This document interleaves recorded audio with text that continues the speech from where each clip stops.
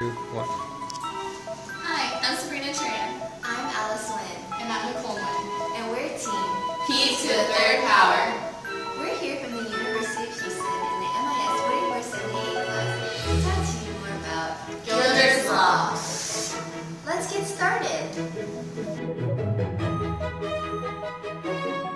Before we jump into GIlder's Law, let's take a look at the foundation of the law, a bandwidth. What is a bandwidth, you ask? A bandwidth is defined as the range of frequencies that can be accommodated on a particular telecommunications channel.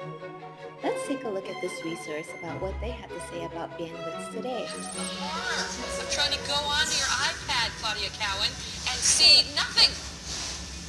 Oh, it would be horrible, Megan. That's right. You know, by one estimate, 50 million tablets like the iPad are expected to be sold this year, joining the hundreds of millions of smartphones already out there. Problem is, these devices take up a lot of bandwidth and could threaten now today's conventional Wi-Fi networks.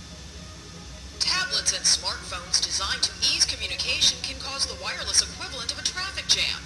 When everyone tries to use the same road at once, no one gets anywhere quickly, as Steve Jobs himself discovered at the latest iPhone launch. You know, you could help me out if you're on Wi-Fi, if you could just get off.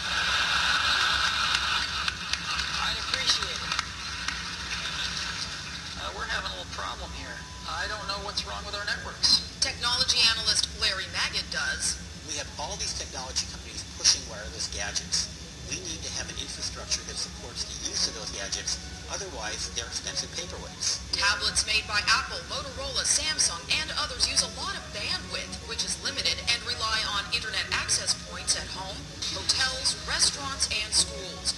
But most Wi-Fi networks were built for a relatively small number of laptops, not for dozens of media-rich portable devices with video conferencing capabilities and in continuous use by people who take them everywhere. It could be a gold mine if a company can figure out a way to make broadband as robust as broadcast, then that company stands to make billions of dollars.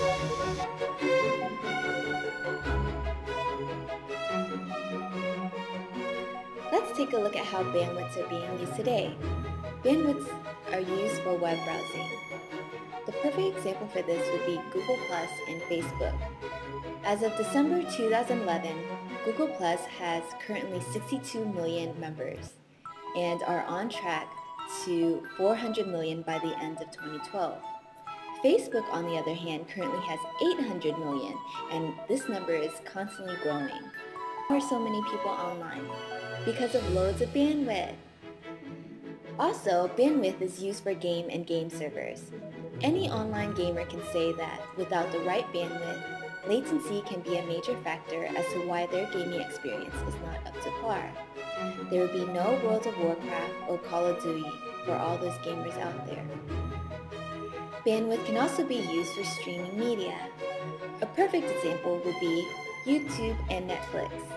In the past, computers wouldn't have been able to display 1080p imaging, let alone an entire movie. Bandwidth growing faster each day aids in the advancement of these visual displays to enhance our entertainment experience. Usenet and emails. Modern-day individuals heavily rely on Usenet and email to go through their daily lives. Productivity and work is reliant on these two.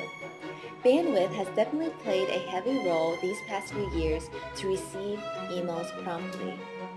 Last but not least, bandwidth is also being used for sharing connections. Sharing connections is probably the most popular of them all. Without this, we wouldn't be able to actively receive internet to our electronic devices while en route to somewhere else. We wouldn't even have home network devices. Without bandwidth, streaming TVs and playing your Xbox wouldn't even exist. Bandwidth is growing increasingly in demand, which brings us to GIlder's Law.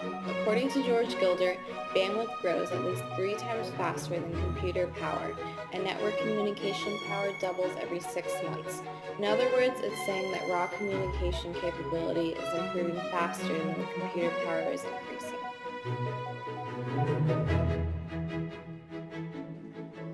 The main effect of GIlder's Law seems to be in communication. Take a look back at communication capabilities back in the day versus what we have now. From telephones to cell phones, instant message, Facebook chat, and the fact that everything is on the cloud now. Bandwidth, along with the rate of change of technology, just keeps growing and growing. So that's basically what George Gilder is trying to express. There's a lot of articles out there talking about bandwidth and how it's growing and how its uses are just not enough these days. And there's an article out there on ZDNet, and it's saying that in the age of telephone modem, bandwidth seemed limited, but already DSL and cable modems have extended everyday internet communications to 500 kbps, and the upper limits for optical media broadband communications is clearly following Gilder's law. At the low end, third generation 3G cell phone technology is just now being introduced, already allowing wireless data interchange at baud rates at least equivalent to DSL.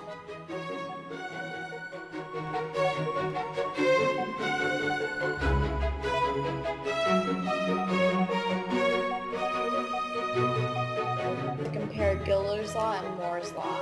With Gilder's law, it's saying that bandwidth is tripling every 12 months, whereas Moore's law is saying that it's doubling every 18 months. So Gilder's law is saying that bandwidth is going to increase at faster rates than Moore's law. Million Americans enter 500 million queries search engines every day. Most search engines are trying to increase the efficiency of finding relevant answers to search engine queries. The most likely way that we will be using the term Web 3.0 in the future is as a market term. Social book marketing as a search engine can provide more than using Google. You are getting websites that have been voted on by humans, so you have a better chance at receiving feedback with websites that are more relevant to your search. Social networks nowadays aren't just used for socializing, but also for meeting new business partners and clients. For students such as myself, it can be a medium that allows us to connect with colleagues as a virtual workplace to share ideas, thoughts, constructs, and progress with work. Also, researchers are working on implementing a new way to develop a new world of the Internet, also known as the Internet 2. It is predicted that the world will run out of available IP addresses by 2012 or 2013. To fix this, the development of the IP addressing schema called Internet Protocol version 6 or IPv6 will eventually be introduced to the market, giving access to 128 byte addresses or more than a quadrillion possible unique addresses.